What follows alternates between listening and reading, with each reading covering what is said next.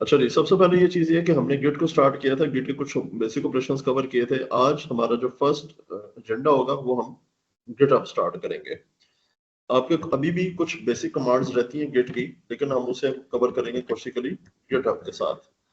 Officially आपके lectures के अंदर गिट है, गिट हब है, और इसके बाद आपका जो सेशन है वो गिट लैब का भी आएगा। गिट हब में कुछ बेसिक चीजों को पहले देख लें। बेसिक कॉन्सेप्ट वही है, जस्ट लाइक जिस तरह गिट को पढ़ा था हमने, इसी तरह गिट हब का भी कॉन्सेप्ट उसी तरह ही होता है। लेकिन गिट हब के अंदर थोड़ी सी चीजें चेंज होती है, अब उस चीज को अंडरस्टैंड करने की जरूरत है। गिट जब हम गिट पे काम करते हैं तो बेसिकली हमने कॉन्सेप्ट अपना स्टार्ट किया था, वो एक फोल्डर से, फोल्डर्स को रिपोजिटरी बनाया, फिर उसके अंदर कुछ फाइल्स बनाई, फिर उसके अंदर हमने कुछ कमांड दी, फिर उसके बाद हमने उसके ब्रांचेस बनाए, तो ब्रांचेस को हमने अंडरस्टैंड किया जस्ट लाइक एडमिनिस्ट्रेटर या डिफरेंट यूजर्स के साथ, फिर उसको मर्ज किया, फिर कॉन्फ्लिक्ट को हमने देखा, तो ये चीजों को हमने सॉर्ट आउट किया। जब हम गिटहब की बात करते हैं तो गिटहब पे क्या होता है कि बेसिकली यहाँ पे भी वही चीजें हैं जस्ट लाइक जिस तरह गिट में है, लेकिन गिटहब के अंदर इंटरनेट इन्वॉल्व है, और गिट के अंदर इंटरनेट की इस तरह की इन्वॉल्वमेंट नहीं होती, क्योंकि गिट में रहते हुए सिर्फ सिर्फ आप अपने कंप्यूटर की हद तक, एक लोकल मशीन की हद तक जो विदाउट इंटरनेट चल रहा है, वहां पे आप गिट पे काम कर रहे होते हैं। लेकिन गिट को भी जब आप अलाइन करते हैं, ऑनलाइन अटैचमेंट करते हैं, तो डेफिनेटली फिर आपको किसी एक ऑनलाइन प्लेटफॉर्म की जरूरत पड़ती है, तो उस पे ऑनलाइन प्लेटफॉर्म में आपके पास डिफरेंट ऑप्शंस हैं, जिस तरह गिट लैब है, गिट हब है, बिट बकेट्स है, और डिफरेंट ऑप्शंस हैं जिसको आप अपने गिट के साथ अटैच कर सकते हैं। तो उस पॉइंट ऑफ व्यू से गिटहब जो है ये माइक्रोसॉफ्ट ने इसे बाय किया हुआ है। इससे पहले ये ओपन सोर्स पूरी बॉडी थी। अब इसमें all over the world users आके यहाँ पे अपना फ्री अकाउंट क्रिएट करते हैं, और यहाँ पे क्या करते हैं कि अपनी रिपोजिटरी को रखते हैं, जो अपने टीम मेंबर्स के साथ शेयर करते हैं, फ्रेंड्स के साथ, या कोई प्रोजेक्ट्स यहाँ पे यूज करना चाहते हो तो आप यहाँ पे कर सकते हैं। अच्छा, इसमें सिंपल आप साइन अप करें और गेटअप अकाउंट के अंदर आप एंटर हो जाए फ्री ऑफ कॉस्ट। जैसे आप इसके अंदर अकाउंट के अंदर एंटर होते हैं, तो यहाँ पे मेरे पास, क्योंकि मेरा अकाउंट ओल्ड है, तो यहाँ पे मल्टीपल जो है मैंने रिपोजिटरीज क्रिएट की हुई है। सिंपल अगर आप यहाँ पे आते हैं और यहाँ पे कोई रिपोजिटरी बनाना चाहते हैं, तो इसकी ऑप्शन कुछ इस तरह का आपके सामने आएगी। सबसे पहले आपका अकाउंट नेम आ जाता है, और यहाँ पे हम इसमें कह देता हूँ जी बैच 18। ठीक है, अब यहाँ पे मैं बैच 18 के साथ एक रिपोजिटरी क्रिएट कर लेता हूँ, और इसको मैं नाम दे दूंगा न्यू बैच 18। ठीक है, उसके बाद यहाँ पे मेरे पास जो ऑप्शंस हैं वो पब्लिक ऑप्शन रखना चाहता हूँ या मैं प्राइवेट रखना चाहता हूँ। अगर मैं इसको प्राइवेट करूंगा तो फिर ये हाईली आइसोलेटेड है, ये मैं पब्लिकली इसको अगर देखना चाहता हूँ, तो पब्लिकली आप इसको सर्च सर्च नहीं कर पाएंगे, क्योंकि पब्लिकली अगर आप इसको सर्च करेंगे तो रही तारीख स्लैश न्यू बैच 18 से अगर आप सर्च करें, अगर इसको मैंने ऑप्शन पब्लिक रखी होगी तो फिर आप इसको सर्च कर पाएंगे, लेकिन अगर आपने प्राइवेट इसे रखेंगे तो फिर प्राइवेट या रिपोजिटरी सर्च नहीं होगी।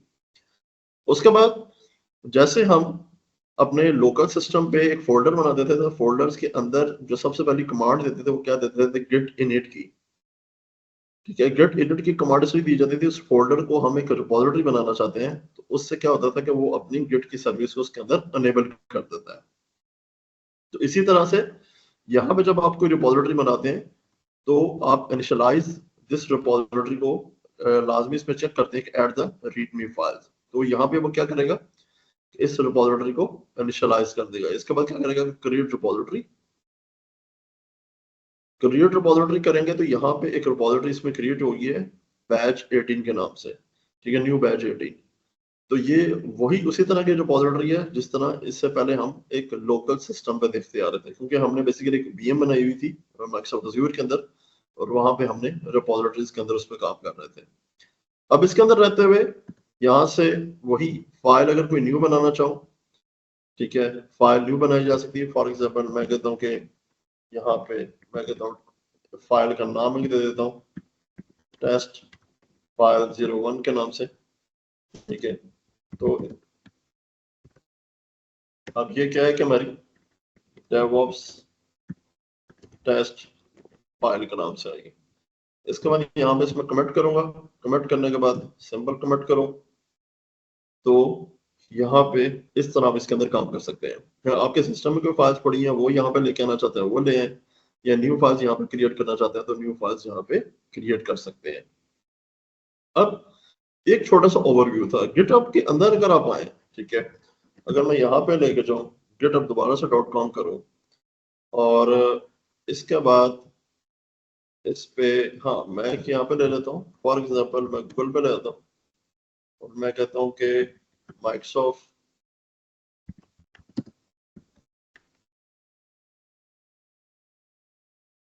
Azure virtual machine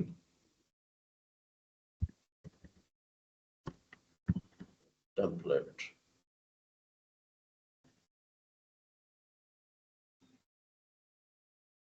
अब यहाँ पे मैंने Microsoft Azure virtual machine templates लिखा है।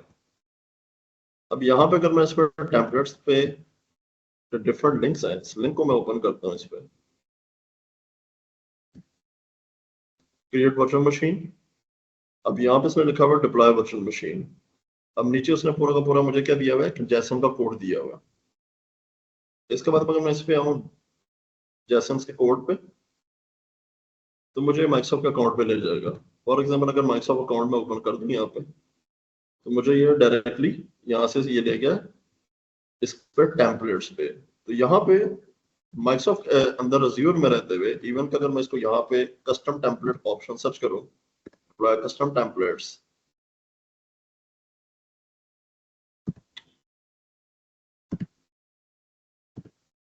Custom templates, deploy custom templates, ठीक है। और यहाँ पे देखें मेरे पास ऑप्शन आ रही है वही क्रिएट वर्चुअल मशीन्स की। क्रिएट वर्चुअल मशीन्स पर क्लिक करो तो यहाँ भी मुझे पूरा का पूरा टेम्पलेट प्रोवाइड कर रहा है। बेसिकली इस ऑप्शन की दिखाने की जरूरत आप लोगों को इसलिए है कि अगर आपने कोई भी काम बल्क लेवल पे करना है, जो आज के दौर में इंडस्ट्री का जो बहुत ज्यादा ट्रेंड है, उस पॉइंट ऑफ व्यू से ज्यादातर लोग क्या करते हैं कि हम स्क्रिप्टिंग की तरफ मूव करते हैं। तो स्क्रिप्टिंग के पॉइंट ऑफ व्यू से आपको इस तरह का डिफरेंट स्क्रिप्ट्स मिलेंगे और ये सारे के सारे स्क्रिप्ट जो हैं ये ज्यादातर आपको कहाँ पे मिलेंगे, ये ज्यादातर आपको ओपन प्लेटफॉर्म गिटहब में मिलेंगे। यहाँ पे माइक्रोसॉफ्ट ने ऑफिशियली अपने स्क्रिप्ट रखे हुए हैं, देख रहे हैं। अब यहाँ पे माइक्रोसॉफ्ट ने डिफरेंट स्क्रिप्ट रखे हुए हैं। मिसाल के तौर पर मेरे पास टास्क ये आ जाता है कि you have deploy 100 virtual machines in Microsoft azure. तो ये स्क्रिप्ट मुझे कहाँ पे मिलेगा? ये ये स्क्रिप्ट हो सकता है माइक्रोसॉफ्ट के साइट से मुझे मिल जाए, या अगर माइक्रोसॉफ्ट के साइट से नहीं मिलेगा तो सिंपल कहाँ पे सर्च करूंगा, मैं इंटरनेट पे जाके सर्च करता हूँ।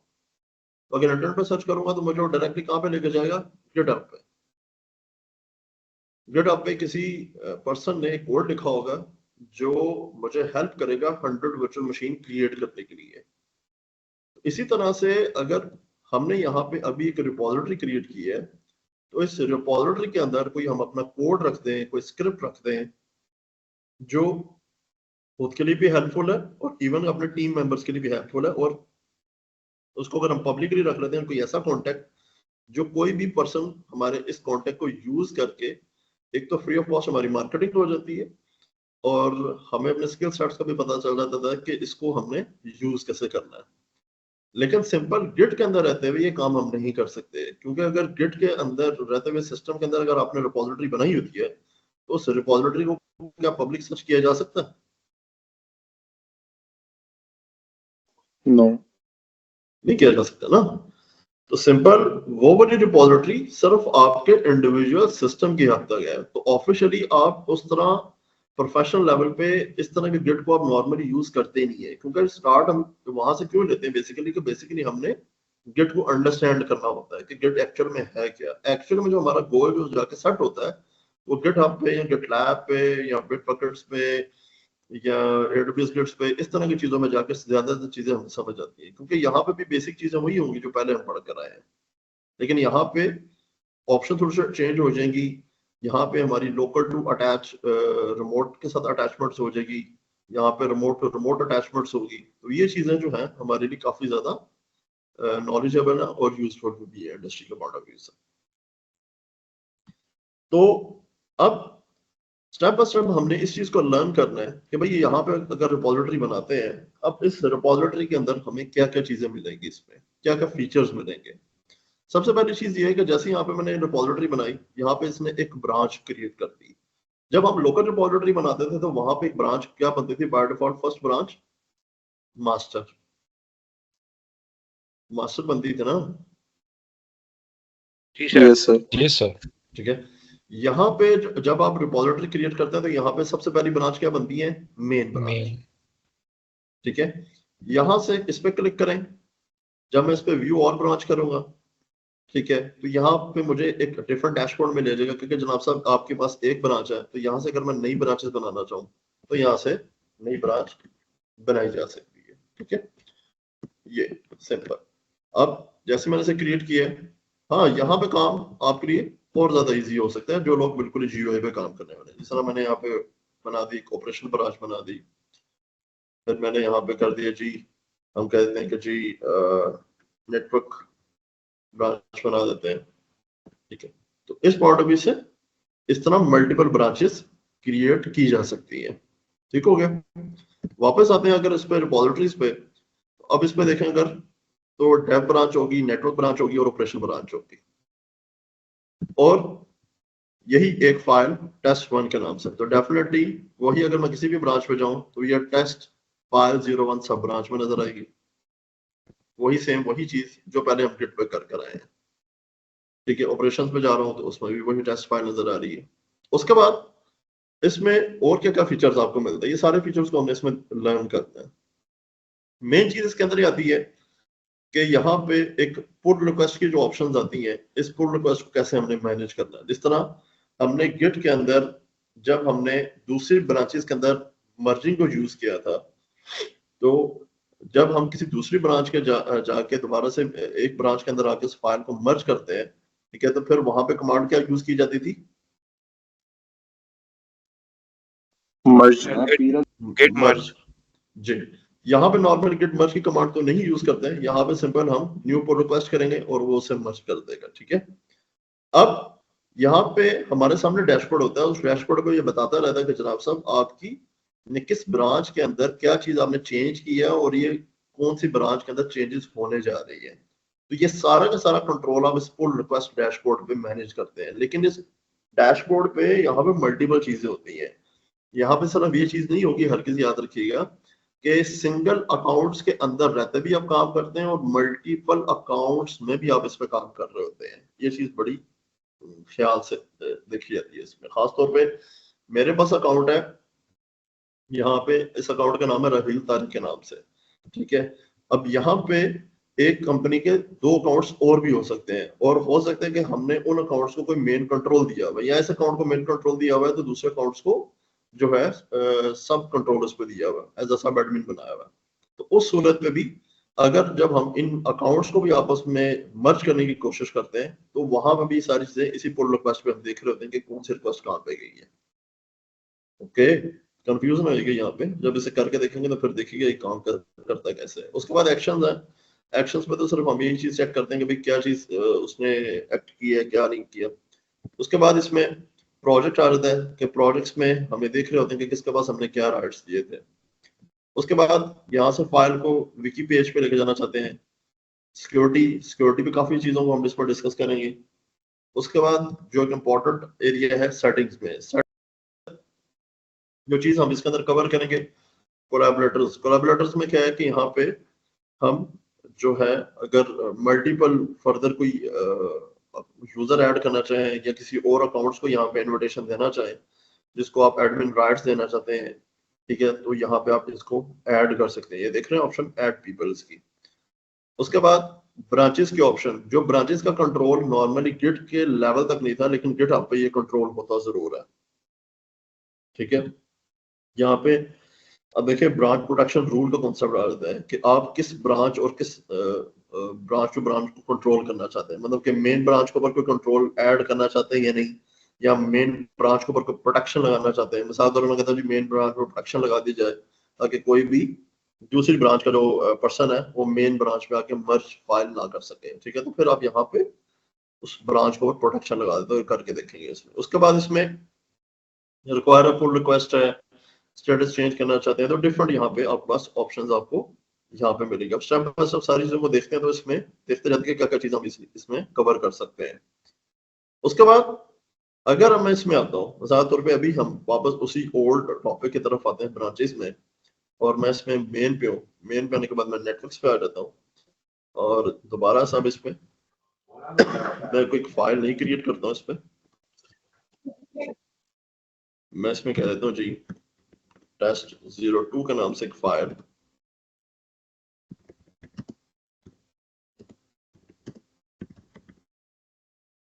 और फाइल यहाँ पे कमिट कर दी। उसके बाद अब सिंपल अगर मैं किसी और ब्रांच पे जाऊँ डेफिनेटली तो ये फाइल वहां पे अवेलेबल नहीं है। और देखिए ऊपर उसने मुझे मैसेज भी दे दिया, कहता है जनाब साहब आपने नेटवर्क के अंदर कुछ चेंजेस किए, देख रहे हैं? ठीक है, ये इंडिकेशन आपको यहाँ पे देता रहता है, ये जरूरी नहीं कि इंडिकेशन देता रहे। समझना अगर वो इंडिकेशन नहीं दे रहा तो फिर आप जाके पुल रिक्वेस्ट में भी चेक करेंगे कि भाई उसने क्या चीज चेंज की है। तो यहाँ पे वो कहता है कि कंपेयर अ पुल रिक्वेस्ट, कहते हैं कि इसको आप कंपेयर करना चाहते हैं किसके साथ, इसको किससे। तो अब अगर कंपेयर टू पुल रिक्वेस्ट में अगर आप आते हैं तो यहाँ पे आपके पास थोड़ी सी फैसिलिटी होती है, यहाँ से आप चेक कर सकते हैं कि भाई नेटवर्क ब्रांच से मेन ब्रांच पे लाना चाहते हैं, नेटवर्क ब्रांच से आप टैब में जाना चाहते हैं, नेटवर्क ब्रांच से क्या ऑपरेशन में फाइल को मर्ज करना चाहते हैं। तो यहाँ पे आपके पास डिफरेंट ऑप्शंस आ जाएंगी, देख रहे हैं? ज्यादातर तौर पे मैं इसमें कहता हूँ कि नेटवर्क से मेन के अंदर ही मर्ज कर देते हैं, एबल टू मर्ज। ठीक है, और यहाँ मैं कहता हूँ कि ज्यादातर पे ऐड मर्ज। ठीक है, कोई भी डिस्क्रिप्शन अगर इसमें मैं देना चाहूँ, क्रिएट पुल रिक्वेस्ट, इसके बाद वो चेक करेगा वही चीज कौन सी, कॉन्फ्लिक्ट हुआ है वाली। ठीक है, क्योंकि अभी तो कॉन्फ्लिक्ट डिस्प्ले आएगा नहीं। तो उसके बाद कंफर्म मर्ज। ठीक है, तो ये उसने इसको मर्ज कर दिया। अब इसने मर्ज कहाँ से कहाँ पे किया, डेफिनेटली इसने यहाँ पे नेटवर्क से फाइल को मर्ज किया मेन में। तो अब ये test02 मेन में भी आ गई है। अब इसके बाद वो कहते हैं कि यहाँ पे एक रिक्वेस्ट को आपने मर्ज किया था, ठीक है, पुल रिक्वेस्ट को। हाँ, इसमें अगर दोबारा से इसमें आओ पुल रिक्वेस्ट में, और पुल रिक्वेस्ट में न्यू पुल रिक्वेस्ट में करो, और यहाँ से मैं दोबारा से आता हूँ नेटवर्क्स में, नेटवर्क्स में आने के बाद मैं इसमें आ जाता हूँ, ऑप्स में आ जाता हूँ। तो अब वही चीज रिपीट होगी। हमने नॉर्मली गिट में क्या काम किया था, मर्जिंग का काम किया था। ठीक है, मर्जिंग में पहली चीज ये है कि सबसे पहली चीज ये है कि आप अंडरस्टैंड करें कि आप करने क्या जा रहे हैं।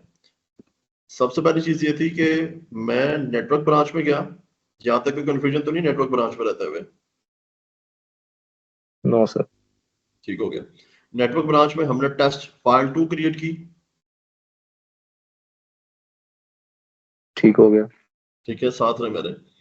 अब ये टेस्ट फाइल 2 आप किस ब्रांच को ये देना चाहते हैं, ठीक हो गया। किस ब्रांच को देना चाहते हैं आपके ऊपर है। सबसे पहले हमने इसे कहां पे मर्ज किया है? अभी हमने एक मर्ज तो नहीं किया, करने में मतलब अभी दोबारा।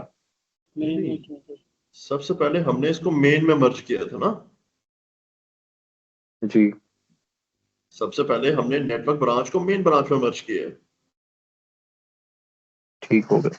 ठीक है, और उसके बाद दूसरी दफा हमने इसको कहां से कहां मर्ज किया? सिंपल, मेन ब्रांच में test2 की अपडेट अवेलेबल है।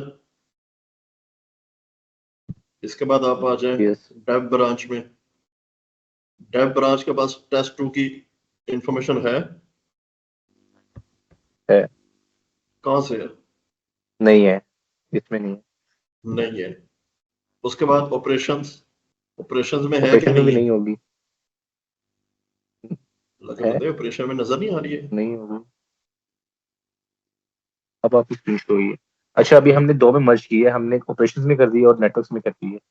जी, मेन हमने में। दो में मर्ज किया ना। हाँ, जब आपने किसी ठीक हो गया। दूसरे ब्रांच में इसको मर्ज करना है तो यहाँ पे ऑप्शन आपको क्या मिलती है, ये सिंपल ऊपर ऑप्शन आ रही है पुल रिक्वेस्ट की, देख रहे हैं? यस। पुल रिक्वेस्ट पे जाएंगे, हम ऑलरेडी दो ब्रांचेस को test2 फाइल की इंफॉर्मेशन प्रोवाइड कर चुके हैं। दे चुके हैं। अब रिमेनिंग हमारे पास कौन सी ब्रांच बचती है? Dev branch. ठीक है, यस। अगर मैं इसमें यहाँ पे आऊं yes. New pull request, simple यहाँ पे मैं क्या सेलेक्ट करूंगा? डेवलपर वाली ब्रांच। यहाँ पे आप सेलेक्ट करेंगे नेटवर्क ब्रांच ना, किससे किस में मर्ज करना चाहते हैं। और अच्छा, नेटवर्क को हम dev- डेवलपर में करना चाहते हैं मर्ज।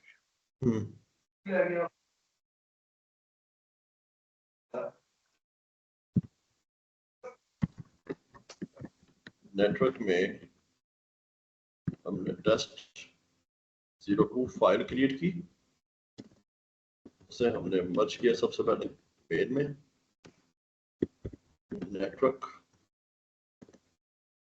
टेस्ट2 फाइल को हमने मर्ज किया ऑप्स में, फिर नेटवर्क बार से हमने टेस्ट2 फाइल को मर्ज किया किसमें मर्ज करने जा रहे हैं, डेवलपर में। बात समझ आइए? यस, ठीक है, तो सिंपल क्रिएट रिक्वेस्ट करें, कुछ भी नहीं देना, मत दें, क्रिएट पुल रिक्वेस्ट। ठीक है, वो इसको एक दफा चेक करेगा, ठीक है, और इसको आप merge and then confirm, that's it, simple. ठीक है, कोई कंफ्यूजन यहाँ पे? क्लियर। ठीक है, लेकिन बात वहीं पे आ जाती है वापस, जो काम अभी हम गिट में कर रहे थे एज इट इज वही काम हम यहाँ पे कर रहे हैं, वहां से थ्रू कमांड लाइन था, यहाँ पे ग्राफिकल है, बस फर्क इतना है। ठीक है, अब ऊपर बताएगा कि आपने कितने मर्ज किए। ठीक है, तो अब इसके बाद यहाँ पे आपकी प्रैक्टिस में क्या चीजें आ जाएंगी, आपकी प्रैक्टिस में आएंगी कि अकाउंट क्रिएट करें, इसमें मल्टीपल ब्रांचेस क्रिएट करें, फिर आपस में उसकी मर्जिंग को चेक करें। हाँ, एक चीज आप यहाँ पे फेस कर सकते हैं, क्या कि जो चीज हमने लोकल पे फेस की थी, कन्फ्लिक्ट, अभी कन्फ्लिक्ट की तरफ नहीं मैं जा रहा। हाँ, आप टेस्ट करना चाहते हैं आप अपने तौर पे कर सकते हैं, लेकिन जब मैं यहाँ पे इसको अटैच करूंगा गिट और गिट को अटैच करूंगा और लोकल टू रिमोट और रिमोट टू लोकल को अटैच करूंगा, तो फिर बहुत सारी जगहों पे कन्फ्लिक्ट एरर आता है वो उस पे। ठीक है, अब नेक्स्ट चीज ये है कि ये वाली जो बेसिकली रिपोजिटरी है बैच, न्यू बैच 18 के नाम से, इस रिपोजिटरी को मैं गिट पे लेके जाना चाहता हूं अपने लोकल सिस्टम पे। Okay, yes sir. तो सिंपल इसके लिए यहाँ पे इस पे आ जाए, और यहाँ पे ऑप्शन हमारे पास क्या आ रही है, पुल रिक्वेस्ट यहाँ पे इसको करेंगे कॉपी लिंक आ रहा होगा वहाँ। जी। अब देखें यहाँ पे मेरे पास अपने लोकल सिस्टम में एक बैच 18 के नाम से ऑलरेडी रिपोजिटरी आ रही है, तो मैं इसे तो पहली बात है यूज नहीं करूंगा। ठीक है, इसके लिए मैं एक नया कोई फोल्डर क्रिएट कर लेता हूँ और मैं कहता हूँ रेपो 18 के नाम से। ठीक है, ओके, और इसके बाद यहाँ पे इस पे मैं कमांड क्या दूंगा, गेट क्लोन।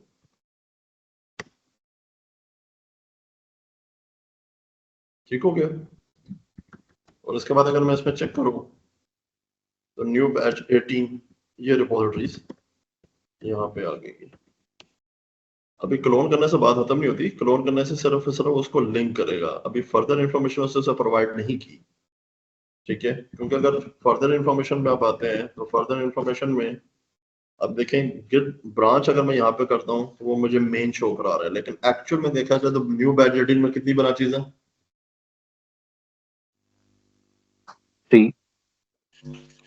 4 होगी टोटल। टोटल 4 ब्रांचेज है ना, तो यहाँ पे कितनी दिखा रहा है वो, एक दिखा रहा है अभी मेन। एक दिखा रहा है, बाकी ब्रांचेस की इंफॉर्मेशन उसने प्रोवाइड नहीं की।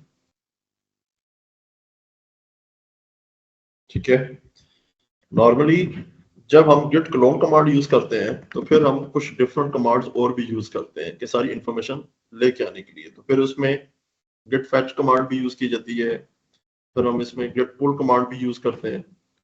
ठीक है, अगर मैं गिट पुल कमांड की है उसके बाद भी उसने मुझे क्या स्टेटस दिया है, चेंज किया स्टेटस या नहीं किया? नहीं सर। नहीं किया।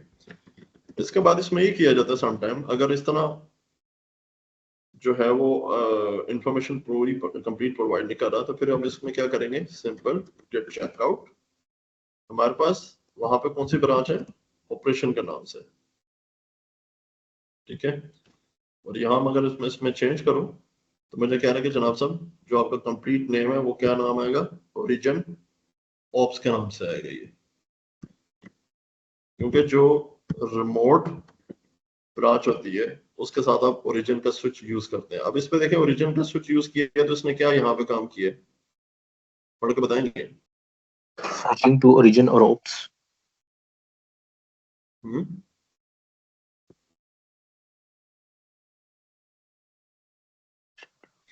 अब अगर इसमें मैं चेक करूं, ठीक है, ये देखें ब्रांच आई कि नहीं आई,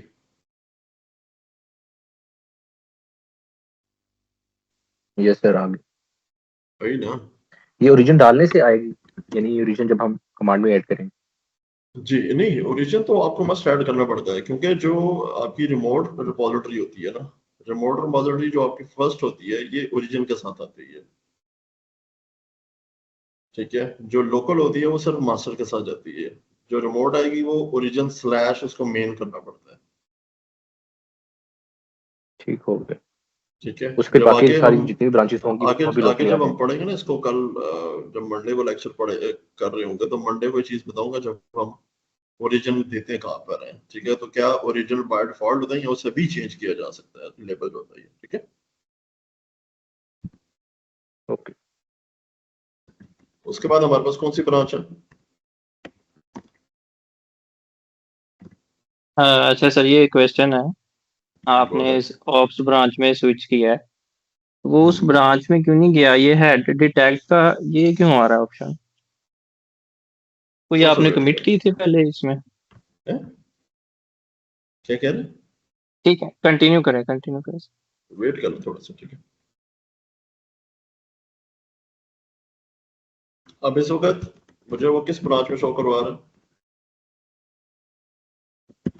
गेट चेकआउट, ठीक हो गया। अच्छा, अब इसमें जितनी भी ब्रांचेस हमने इसमें लेकर आनी है, सिंपल इसमें क्या करेंगे, चेकआउट करेंगे, ठीक है। तो चेकआउट करने से ये ब्रांचेस की लोकली ये लेके आता जाएगा, ओके। कहने का मतलब ये है कि हमें यूआई में पहले ब्रांचेस देखनी पड़ेंगी, फिर हमें जब ब्रांच का नाम पता होगा फिर ही चेकआउट कर सकते हैं। हम डायरेक्ट कमांड लाइन से सारी ब्रांचेस नहीं देख सकते, ऐसे ही है? देखिए इसमें दो तरह की चीजें होती हैं। समटाइम ऐसा होता है कि समटाइम जब आप इसको क्लोन करते हैं, क्लोन करने के बाद नॉर्मली या फैच की कमांड आप यूज करें या पुल ओरिजिन मेन की कमांड यूज करते हैं, तो नॉर्मली वो आपकी ऑल रिमोट इंफॉर्मेशन को लोकल ले आता है, एक चीज। दूसरी चीज ये होती है कि समटाइम अगर वो रिमोट ऑल इंफॉर्मेशन फैच नहीं कर पा रहा, जिस तरह उसने ऑल ब्रांचेस को फैच नहीं किया, ठीक है, तो फिर आपके पास सेकंड ऑप्शन ही होती है, फिर आप इसको मैन्युअली यहाँ पे लेकर आएंगे, ठीक है। हम्म, बात समझ आ गई, ठीक है सर, ठीक। ठीक है। जी समझ आ गई। तो फिर उस सूरत में क्या है, सिंपल आप ब्रांच का नाम लिखें, चेकआउट करें और वो ये आपको उस ब्रांच में सिंपल ले आएगा ये, ठीक हो गया, जी ठीक है। ठीक है। तो ये आपके पास दो तरीके होते हैं इसमें।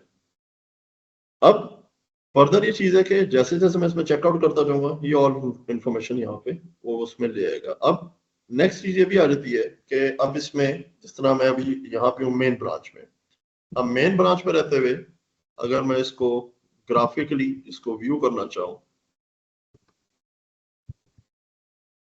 तो मैंने यहाँ पे जो फोल्डर क्रिएट किया था वो किया था रेपो 18 के नाम से, रेपो 18 के अंदर न्यू बैच 18 है, ठीक है। तो ये उसके अंदर वही दो फाइल्स हैं, और यहाँ पे अगर मैं इसमें एक फाइल क्रिएट करना चाहूँ, मैं कहता हूँ जी के फाइल 03, ठीक है, एक फाइल 03 क्रिएट होगी। एक और फाइल क्रिएट कर लेते हैं और फाइल 04, ठीक है। ये फाइल दो फाइल इसके अंदर और क्रिएट होगी, ठीक है। अब डेफिनेटली यहाँ पे दो फाइलें और क्रिएट होगी और इस पे क्या काम करेंगे यहाँ पे हम, जो हम नॉर्मली इससे पहले करते हैं, वो एक गेट ऐड की कमांड्स हैं, फिर उसके बाद जो है वो गेट कमिट की कमांड्स हैं, कमिट।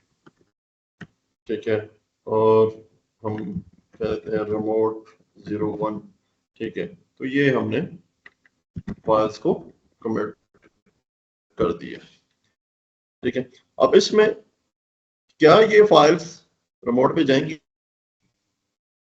या नहीं जाएंगी? नहीं, अगर मैं इसको रिफ्रेश करता हूँ तो ये फाइल्स कहाँ पे अवेलेबल अभी? लोकल पे सर। लोकल में ही है। लोकल पे है। तो अब अगर इन फाइल्स को मैंने रिमोट पे लेके जाना है, क्योंकि अब वर्डिंग थोड़ी सी चेंज हो जाएगी, ठीक है। वर्डिंग चेंज मेरी ये होगी कि जब आप इसको गिटहब की रिपोजिटरी को लोकल अटैच करते हैं तो फिर आप वर्डिंग क्या यूज करते हैं भाई, आपने किसी रिमोट रिपोजिटरी को लोकल अपने सिस्टम के साथ लिंक किया हुआ है। यहाँ तो कोई कंफ्यूजन तो नहीं? नो, ठीक हो नहीं गया। सर। इसके बाद जब आप फर्स्ट रिमोट वाले को लोकल लेकर आते हैं तो सबसे पहले नॉर्मली कमांड आप क्या यूज करते हैं? गिट पुल की कमांड। पुल की कमांड क्या करेगा? ऊपर से नीचे लेकर आएगा, ठीक है, ओके। और जब आपने लोकल पे कोई फाइल्स ऐड की, कोई इंफॉर्मेशन ऐड की, अब इसको आपने आगे पुश करना है, आपने आगे फेंकना है कहाँ पे? इस न्यू बैच 18 के अंदर इस फाइल्स को अपडेट करना है जो गिटहब के अंदर आपकी फाइल्स ऐड हुई है। तो फिर आप यहाँ पे क्या कमांड यूज करेंगे? Git push, git push. ठीक है, गिट पुश। वरना अगर आपने साइन इन नहीं किया होगा तो एक दफा वो आपको साइन इन कहेगा कि इसको साइन इन करे फिर वो, ठीक है। उसके बाद अगर मैं इस पे आऊं बैच 18 में, और अब अगर इसको चेक करें क्या उसने फाइल्स यहाँ पे की है सेंड की नहीं की, तो अब देखिए इसने क्या किया, यहाँ पे 503 भी इधर आ गया, 504 भी इधर आ गई, देख रहे हैं, ठीक है। हाँ, कंप्लीट नेम के साथ एक चीज ऐड कर लें, कंप्लीट नेम के साथ देना चाहते हैं कमांड, तो फिर आपकी कंप्लीट कमांड यहाँ पे बनती है ओरिजिन स्लैश मेन के साथ। समटाइम अगर ये नहीं एक्सेप्ट करता तो फिर आपको git push origin slash main, ठीक है, क्योंकि आपने जिस ब्रांच के अंदर इंफॉर्मेशन को पुश करना है, मेन के अंदर करना चाहते हैं, डेव में करना चाहते हैं, ऑप्स में करना चाहते हैं, नेटवर्क्स पे करना चाहते हैं, ओके। सही है। सर एक सवाल है, अभी जो आपने ये फाइल्स बनाई है तो ये मेन में बनाई थी ना, इसमें ब्रांच में रहते हुए, मेन ब्रांच में रहते हुए फाइल बनाई फिर आपने पुश कराई है? हाँ जी, ऐसे ही। जी जी, ओके। यहाँ पे ना आप लोगों को अच्छी खासी थोड़ी सी प्रैक्टिस की जरूरत है, क्योंकि आप लोगों का जो बिहेवियर बता रहे हैं शायद पता नहीं चीजें डिस्टर्ब कर रही हैं आप लोग। तो एक क्वेश्चन है सर यहाँ पे, जो लोकल होस्ट पे आप बना रहे हैं फाइल्स, अभी तो आपने मेन भी बना दी, लेकिन अज्यूम करते हैं हमने नेटवर्क वाली ब्रांच में फाइल बनाई होती और हम जब पुश करते हम बेसिक कमांड यूज करते गेट पुश, पूरी ओरिजिन मेन ना करता अगर, तो क्या उस मोमेंट पे भी वो रिमोट पे मेन पे पुश करता? नहीं, जिस ब्रांच की मेरी फाइल है उस ब्रांच पे हिट। हाँ, वो ब्रांच टू ब्रांच ही फाइल जाती है वो, ठीक है। हाँ, फिर आप बताना पड़ेगा आपको कि यहाँ से आपने भेजनी किस पे है वो, ओके, ठीक है, ठीक है। सर एक क्वेश्चन है सर। जी जी बोले।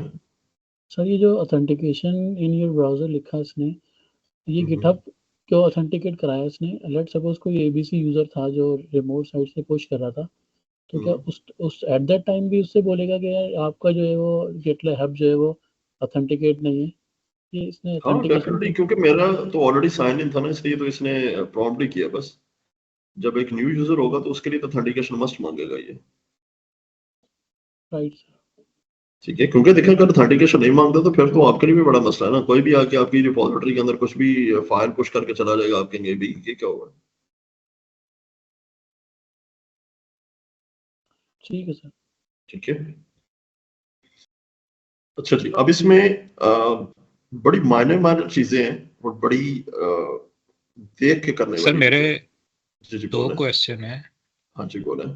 Just quick question. एक तो ये कि हमें लोकल सिस्टम पे रखने का क्या फ़ायदा है गेट को, अगर हम इसको ऑनलाइन भी एक्सेस कर सकते हैं। और दूसरा ये है कि आपके पर्सपेक्टिव में कमांड लाइन वाला गिट ज्यादा बेहतर है या फिर ये यूआई बेस्ड वाला, और कौन सा वाला गिट किस सिचुएशन में ज्यादा बेहतर होगा, गिटहब या गिट आपका गुड नेम अनस? अनस, एक चीज याद रखिएगा, सबसे पहली चीज ये है कि जो आपका लोकल गिट है वो उसका प्रोडक्शन के साथ कोई लिंक नहीं है। ठीक है। ठीक है, लोकल गिट को आप इसलिए यूज करते हो कि आपने देखा है जब हम कमांड लाइन पे काम कर रहे थे तो काम थोड़ा सा स्पीड अप हो रहा था, लेकिन अगर हम उसको जीयूआई पे लेकर आते हैं तो थोड़ा सा वो रुक रुक की चीजें होती हैं। ठीक है, अगर बट आप उसका फायदा तो तब भी है ना जब ज्यादा लोग यूज करें गिट को, ये इंडिविजुअल भी यूज करने का फायदा है इसको। नहीं देखें, इंडिविजुअल गिट का तो मकसद बनता कोई नहीं ना। मुझे खुद ये बताएं कि आप इंडिविजुअल गिट को किस मकसद के लिए यूज करेंगे। तो फिर लोकल रखने का क्या फायदा हमें अगर कोई और मैं उसको वही यूज ही बताने ना लगा कर ना, मैं सके? बताता हूँ। देखें, लोकल रखने का बस ये बेनिफिट्स होता है कि समटाइम आपने, जिस तरह हम मल्टीपल ब्रांचेस में काम कर रहे हैं, तो आप अपनी एक ब्रांच में काम कर रहे हैं, तो आप एक ब्रांच के अगर राइट्स मिले हुए हैं अपने गिटहब की तरफ से, तो आप उसमें फ्रीक्वेंटली काम करते जाते हैं। मतलब आपका काम सारा दिन क्या है कि आपने एक स्क्रिप्ट लिखना है, आप स्क्रिप्ट लिखते हुए आप इस डैशबोर्ड की इतना फ्रीक्वेंटली नहीं लिख पाएंगे जितना आप सीएलए पे लिख पाएंगे। ठीक है, जब आप उसमें लिखते ठीक जाएंगे है। तो वहां से रहते हुए जब आप उसको मर्ज करके अपना एक टेस्टिंग एनवायरनमेंट बना लेते हैं, क्योंकि वहां पे आपके पास थोड़ा सा डिफरेंट टेस्टिंग एनवायरनमेंट होते हैं, क्योंकि यहाँ पे वो चीज नहीं होती गिटहब पे। क्योंकि मैं एक बताऊं चीज, जिस तरह मैं यहाँ पे आता हूँ, मिसाल के तौर पे यहाँ पे आपके पास जो भी काम करते हैं, फॉर एग्जाम्पल फाइल में, तो आपके पास एक ऑपरेशन होता है गिट ऐड।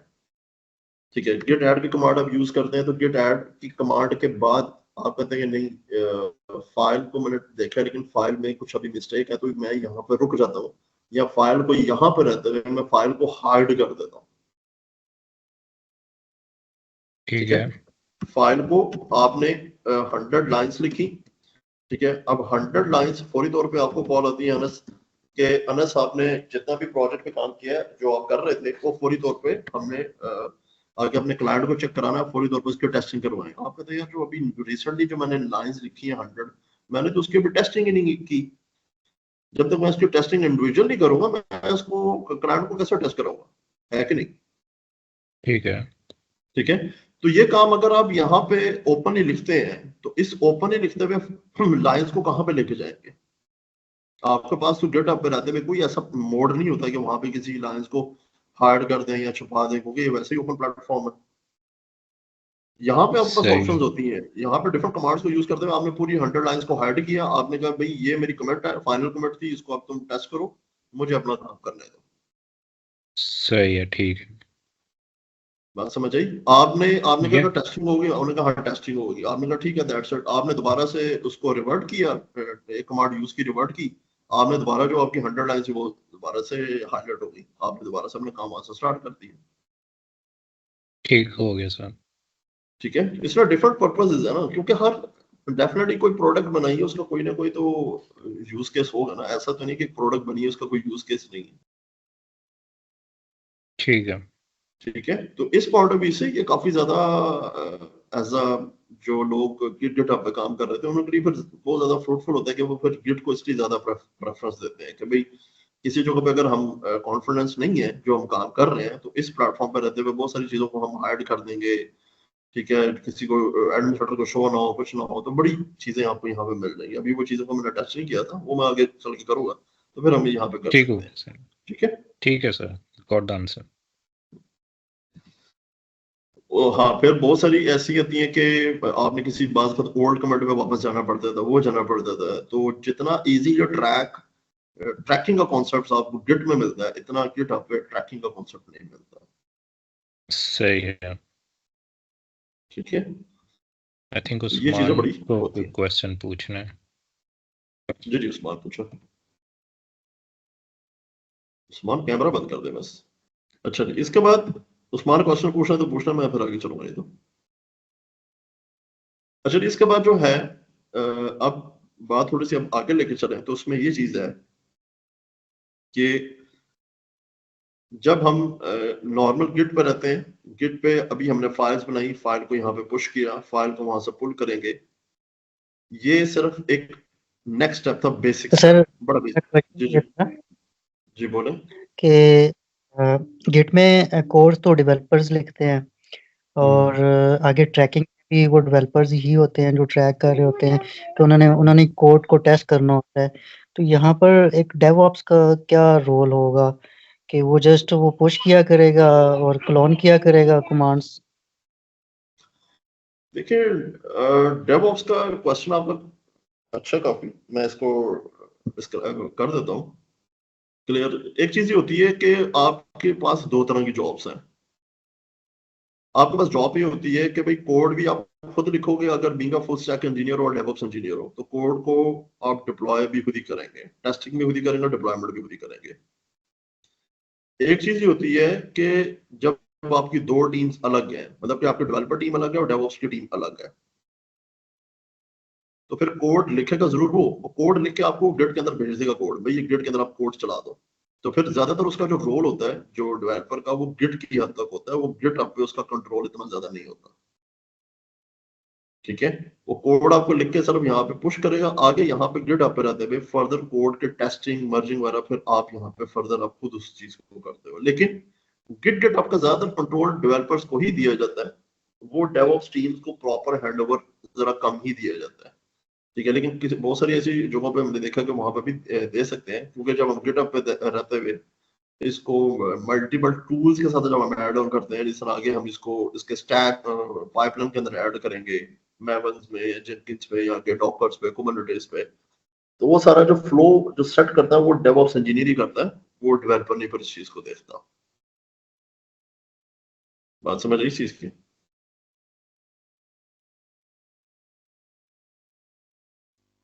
Right sir.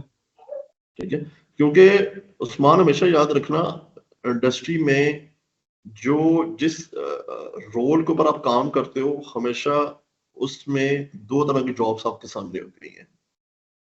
चाहे आप किसी भी डेजिग्नेशन में काम कर रहे हो, चाहे बीइंग अ सिस्टम इंजीनियर पे आप काम करें, तो डिपेंड करता है कि उस कंपनी का क्राइटेरिया क्या है और उस कंपनी का साइज कितना है। अगर कंपनी बड़ी है और उन्होंने ये कहा कि सिस्टम और नेटवर्क का डिपार्टमेंट अलग है, तो फिर आपका रोल सिर्फ ओनली फॉर सिस्टम इंजीनियर है, वहां पे आपका नेटवर्क का रोल नहीं होगा। लेकिन एक कंपनी ऐसी है जहां पे उन्होंने रखा ही एक इंजीनियर है, सिस्टम का काम भी उसी ने करना है, नेटवर्क का काम भी उसी ने देखना है, तो फिर आपका रोल डिफरेंट हो जाएंगे। हाँ, डेवऑप्स को अगर आप क्लियर करें, तो डेवऑप्स के जॉब्स अदर देन जो अभी तक जितने भी जो एरियाज हैं उससे काफी हद तक इजी है, इतनी ज्यादा कॉम्प्लेक्स नहीं है।